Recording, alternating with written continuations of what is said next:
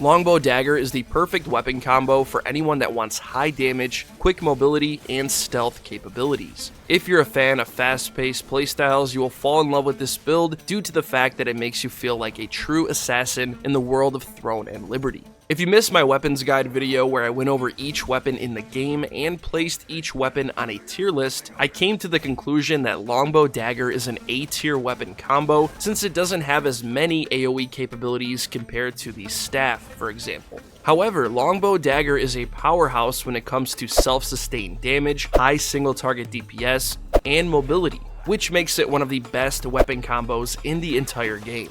In this video, we'll go over the best skills to use, best rotations, best specializations for each skill, and which weapons and gear pieces you need for endgame. We'll also take a deep dive into the best ways to farm for powerful gear to ensure you're on the right track for making the best Longbow Dagger build in Throne and Liberty. This build can be used in PvE and PvP. One or two skills may need to be swapped depending on what type of content you are doing, but for the most part, this build will be viable for everything.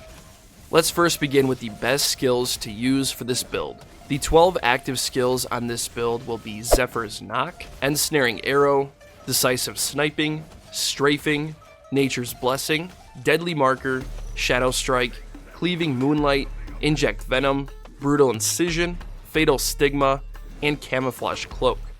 Before we discuss the best skill rotation to help you reach maximum damage, let's take a look at the skill specialization choices. This will help you gain a better understanding of the overall skill synergy. Strafing is your most powerful skill on this build. This skill fires 4 arrows in a row with each arrow dealing up to 130% of your base damage plus 45. It deals 15% extra damage to monsters and can be fired multiple times to activate Bullseye, which enhances the damage of your other longbow skills. Unlocking the Gale specialization will apply a debuff to enemies that stacks up to 10 times, exploding on the 10th stack, dealing 150% plus 45 damage to all enemies within 3 meters. This Gale effect is crucial for stacking massive amounts of damage on this build. You'll also want to grab Consecutive Use, which allows you to activate Strafing 2 additional times, which triples your damage output.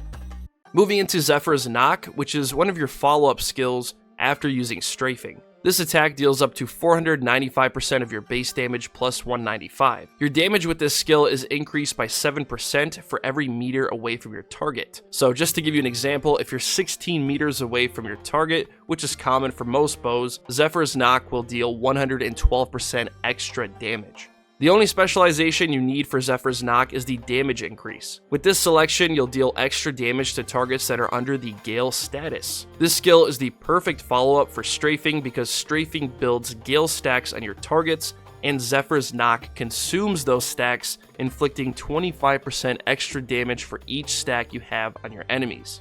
Ensnaring Arrow is a debuff attack that deals up to 130% of your base damage and has an 80% chance to bind targets for 6 seconds. That bind is important because not only does it CC your enemy, locking them in place for a short period of time, it's also a perfect way for you to transition into Decisive Sniping.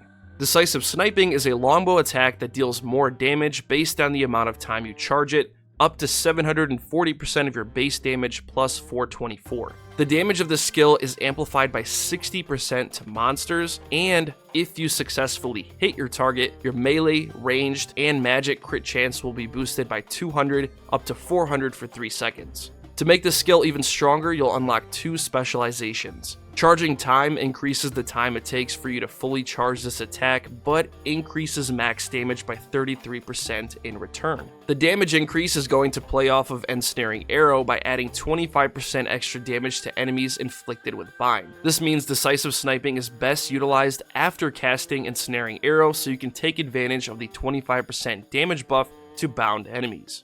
Nature's Blessing is a good utility skill to have on your build, not only for yourself, but for your teammates as well. This skill removes any weaken effects afflicted on your character, increases health regen by 800 and mana regen by 1470, and also enhances health regen again by 200%. It's a nice burst heal if you ever get too low, and can be combined with a healing potion to give you a massive burst of healing. Deadly Marker is a debuff skill that has a 90% chance to mark an enemy for 9 seconds. When you hit an enemy that's marked by Deadly Marker, your magic, ranged, and melee crit chance is increased up to 240. This crit chance increase also applies to teammates that are attacking the target as well, making it a powerful debuff for enemies that have a higher HP pool, like bosses for example. In addition, attacking a marked enemy also decreases your skill cooldowns by 50%. This is going to be the first skill you use on your enemies at all times. Next, the Dagger skills.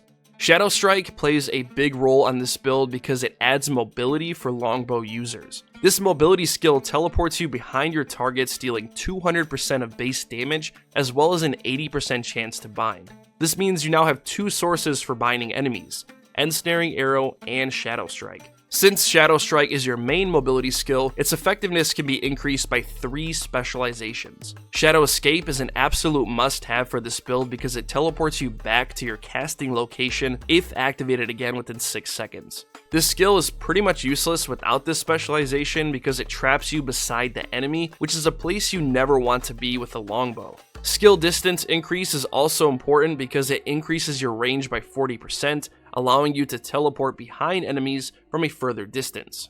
And then we have the effect Accumulation, which adds the Thundercloud Weaken effect, which lasts 6 seconds, decreasing your target's resistance to your ranged and melee crits. Cleaving Moonlight is a small AoE melee attack that is activated after using Shadow Strike. It is further enhanced with 2 specializations. Consecutive use unlocks the ability for you to deal 2 attacks per activation, and Effect Accumulation applies Thundercloud stacks, which debuff your enemy with each stack, allowing you to deal more damage in return. Inject Venom will turn into Lightning Infusion after adding the Lightning Infusion specialization. With this specialization selected, your daggers and longbow will be infused with Thundercloud stacks, allowing you to reach maximum stacks on your targets quickly. It's also beneficial to add cooldown reduction by 3 seconds, so you can benefit from this skill more often. Brutal Incision is the second melee attack on this build, which strikes your target to deal up to 650% of base damage plus 212 damage, and momentarily increases crit damage by 20%. Damage is amplified with this skill by 15% against monsters, and your crit chance will increase by 600% if your target's health is below 50%.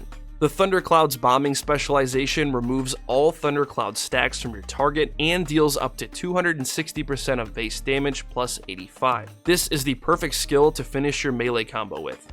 Fatal Stigma is another debuff skill that marks your target, lowers their healing received by 60%, and deals up to 400% of base damage plus 110 at the end of its duration. This skill is perfect for this build because each stack of Thunderclouds on the target increases damage by 7% against normal enemies and 40% against monsters. This means once your target is marked, your goal is to stack as many Thundercloud stacks to help Fatal Stigma deal as much damage as possible before the duration is over. The last active skill on this build is Camouflage Cloak. Activating this skill will turn your character invisible for up to 10 seconds. Now when you're in this state, enemies will no longer target you. In PvP, it removes the ability for other players to lock onto you. It's really a great utility skill for repositioning and even healing up if you need to. It also removes bind or any movement debuffs on your character and guarantees a critical hit for your first attack once your stealth is over. First passive skill is Rapid Fire Stance. This passive increases your attack speed by 20% and ranged hit chance by 100 when standing still for at least 2 seconds. It also stays active when you teleport with Shadow Strike and teleport back, allowing you to keep the attack speed and hit chance buff.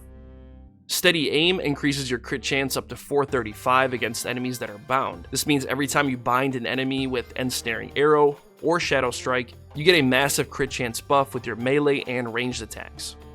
Sniper Sense increases your crit chance by 24 and crit damage by 0.9% for every meter of distance from the target. This means when you're firing your bow from max range, you'll crit more often and deal more damage. Roxy's Arrowhead unlocks a small percent chance for you to shoot an additional arrow when firing that deals 128% of base damage. The damage is also buffed if you're shooting in the same direction as the wind, which is nice. Destructive Fang applies an 80% chance for you to reduce an enemy's ranged and melee endurance by 152 for 3 seconds every time you apply Thundercloud stacks. Shadow Walker increases your damage reduction and magic and ranged evasion by 690 for 6 seconds every time you activate Shadow Strike, which is good for extra survivability against ranged enemies. With Devoted Shield, you have a small chance to create a shield of 3000 health, which lasts 4 seconds every time you are weakened. And lastly, Assassin's Instincts, which increases your crit chance up to 290. For weapon mastery, your main focus for Longbow should be the bottom tree because it boosts your crits, hit chance, and provides extra skill damage. For daggers, it's sort of the opposite since you'll be prioritizing the top skill tree here, which focuses on defensive stats like debuff duration, evasion, and weaken resistance, which can be incredibly useful in PvP. It may not seem like a lot, but when you factor in the traits from your gear, you're actually increasing your survivability drastically. For skill rotation, you'll be starting every combo with Deadly Marker. Once your target is successfully marked, your ranged and melee crit chances increased up to 240. From here, you'll activate your second debuff skill, Fatal Stigma. This debuff skill marks your target, lowers their healing received, and deals up to 400% of base damage. Before activating any of your Longbow skills, you'll buff your weapons with Lightning Infusion to help you build those Thundercloud stacks. This is where you will bind your target with Ensnaring Arrow to lock them in place, then unleash all of your strafing attacks to apply Gale stacks, activate Zephyr's Knock to consume those Gale stacks to deal maximum damage, and finish the Longbow combo with a max charge decisive sniping attack. Once all Longbow skills have been activated, you activate Lightning Infusion one more time to apply Thunderclouds to your daggers. From here, you'll teleport behind your target with Shadow Strike, which will bind them again in the process, activate Cleaving Moonlight, then Brutal Incision to consume those Thundercloud stacks for extra damage. Within this 6-second period, you'll reactivate Shadow Strike, which will teleport you back to your casting location, keeping your attack speed buffs from rapid fire stance. Once this combo is over, you'll essentially just rinse and repeat while paying attention to your cooldowns. Overall, the skills on this build put a large emphasis on debuffing targets and building Thundercloud stacks. You have the sustained single target damage from the Longbow skills and the mobility melee focus skills from the daggers. Thanks to the dagger passive skills, you can stack tons of crits on this build and create opportunities for close range engagements when needed. The reason why this weapon combination works so well is because it provides a versatile playstyle which doesn't limit you at all. The only real downside to this build is the cooldowns. You really have to pay attention to your skill rotations and gain a proper understanding of when is the best time to activate a specific skill. I will say though, once you get used to the rotation and use your skills when they matter most, it's a very lethal setup for PvE and PvP. Before we get into gear and attributes, I want to make something very clear. I have spent $0 on my character and I'm strictly a free-to-play player. I just think it's ridiculous how expensive some of these weapons are in the auction house. If you have the money and don't mind spending it, go for it, but I do not recommend it at all. All weapons and gear are easily obtainable in the game just by playing it. Is it going to take you a lot more time and grinding to obtain these weapons? Yes, but that's the whole point of an MMO. It's a marathon, not a race. I play for about 3 to 4 hours a day and I nearly have every single gear piece I need. The part that takes the most amount of time is farming traits. After we go over the best endgame pieces for this build, I'll go over exactly what I did to obtain each piece of my build. Your main stats on this build will be dexterity and perception. Strength points are accumulated through your gear, which means you can increase your max health without investing any actual points into strength. Dexterity will increase your weapon damage and crit chance. Reaching 40 dexterity is recommended since it provides 15 bonus damage on top of the 100 crit chance you receive from reaching 30 dex. You also want to try your best to hit 50 perception, which is a stat that increases your overall hit chance, which is important for ranged weapons. Reaching 50 perception will add 100 extra hit chance, 5% buff duration, and 7.5% extra range for your longbow. The best longbow for this build is Karnix's bow. This bow comes with 11 strength, 174 crit hit chance, and the Karnix's Eye talent, which increases you and your teammates' range by 9%. For daggers, I'm using the Dark Slayer daggers. These daggers can add up to 11 strength on your build and 1500 max health. For traits, you want hit chance, heavy attack chance, and crit hit chance. The Heroic Hood of Resistance works great on this build because it buffs your hit chance by 122 and crit hit chance by 95. For traits, you want max health, ranged evasion, and ranged endurance. These ranged defensive stats are crucial since your biggest threats will likely try to target you from range, and stats like these will increase your survivability. The Ancient Tapestry Mantle Cloak fits perfectly on this build because it adds even more protection to your assassin by adding magic evasion, ranged evasion, and weaken resistance. For traits, you want max health, skill damage resistance to nerf the damage of other players' skills, and debuff duration. Heroic Tunic of the Resistance is one of the best in slot chest pieces for a longbow build because it boosts your dexterity and hit chance. For the traits, you want ranged evasion, magic endurance, and ranged endurance for extra survivability. The Grip of the Executioner Gloves adds perception points to the build, mana regen, and extra attack speed. The best traits for these gloves are ranged evasion, extra attack speed, and ranged endurance. For my pants, I'm going with the Shadow Harvester Trousers, which increase your perception up to 5, increase mana regen, and hit chance. Best traits are ranged evasion, magic endurance, and ranged endurance. For boots, we have the Swirling Essence shoes, which are a good option since they increase perception, stamina regen, and crit hit chance. For traits, you want max health, movement speed, and melee endurance. The best necklace to use on this build is the Clasp of the Conqueror because it increases perception, strength, and mana regen. For traits, you want max health, bind chance, and skill damage boost. Bracers of the Primal King is the best bracelet for this build because it increases perception up to 6 and adds bonus damage to your longbow and daggers. Best traits are max health, skill damage resistance, and debuff duration. The Violent Signet Ring adds even more perception to the build as well as extra attack speed. The best traits for this ring are max health, bind chance, and skill damage boost. The second ring is the Sapphire Dimensional Band, which increases wisdom, perception, and range. For the traits, max health, skill damage boost, and buff duration.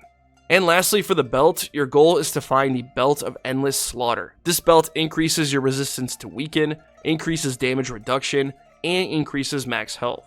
The best traits are max health, skill damage resistance, and debuff duration. Now that we looked at every skill, broke down the skill rotation, and examined each piece of gear, let's talk about the best ways to obtain this gear. The first way to obtain powerful gear for your longbow dagger build is to play the level 50 co-op dungeons.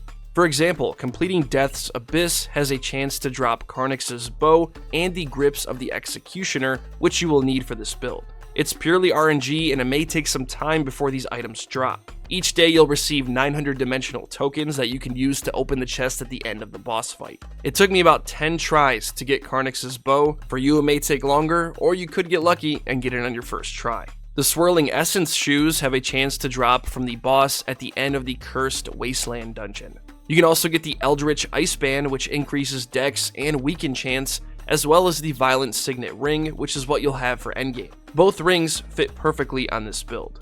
Temple of Slaughter has a chance to drop the Shadow Harvester grips, which are amazing for longbow dagger builds because they increase attack range, dex, and crit chance.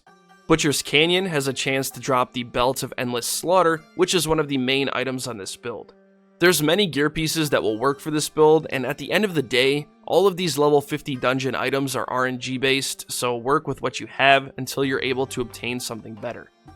You can also receive powerful gear each week by completing the weekly missions. These missions are split into 4 categories and have specific tasks for you to complete. The more missions you complete, the more items you'll be able to choose from at the end of the week. This is how I got the Darkslayer daggers.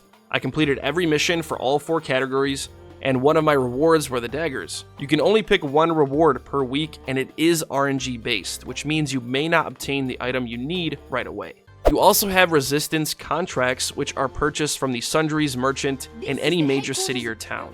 These contracts are limited, so you can only complete a certain number of these per week. These contracts will require you to enter each open world abyssal dungeon to complete specific tasks like killing enemies or even locating an item, for example. Each contract you complete will reward you with precious blessing pouches that contain purple gear, and once you complete 50 resistance contracts, you'll stack up 50 abyss currency, which you can use to open weapon chests from any of these senior vendors at Stoneguard Castle. Each chest contains different items and gives you the option to select which item you want. And you can also get loot drops from the enemies you are killing inside of these dungeons as long as you have abyssal tokens. Overall, I would say these are the top 3 best methods for obtaining gear as a solo player. Each one is fairly straightforward, and each method can be repeated on a weekly basis. Longbow Dagger is an excellent weapon combo in Throne and Liberty, and hopefully this video puts you on the right track for creating the best possible build. If you missed my Throne and Liberty weapons guide where I went over each weapon and placed each weapon combo on a tier list from best to worst, I highly recommend checking it out. I'll put a link at the top of the screen right now for those who are interested. If you want to see another build in the future, let me know in the comments below which weapon combo you would like for me to use. I plan on switching eventually, and I would love some recommendations. If you enjoyed this video, a thumbs up would be greatly appreciated. It helps the channel grow, and it will recommend the video to more people. If you want to see more Throne and Liberty guides coming soon, make sure you subscribe to the channel and turn on those bell notifications. Thanks for watching, everyone.